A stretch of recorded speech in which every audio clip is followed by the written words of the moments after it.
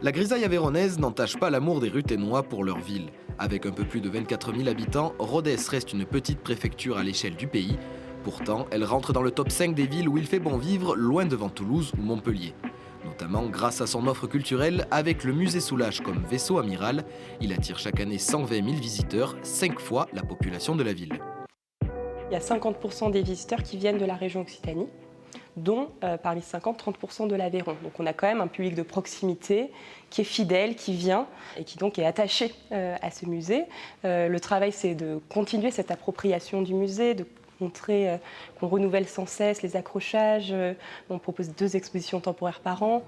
Parmi les critères étudiés dans ce classement, l'offre commerciale. Le dynamisme ruthénois a encouragé ce couple à ouvrir leur boutique en mai dernier, Paris gagnant après 8 mois d'activité. Ça se passe super bien, on a été très bien accueillis par les Ruthénois. Beaucoup aussi par les touristes qui passent, voilà, on a fait le choix de se positionner juste derrière la cathédrale parce que quelque part, là on a une belle visibilité. Le Ruthénois est un bon client et puis fidèle aussi. Il sait apprécier les bonnes choses. Il a une certaine exigence quand même, hein, parce que ici on a plein de bons produits. Tout autour de Rodez, on a pas mal de copains restaurateurs qui font de très belles choses aussi. Une attractivité qui cache un revers dans le secteur immobilier. Installée depuis 6 ans, cette professionnelle constate chaque année un déséquilibre entre offre et demande.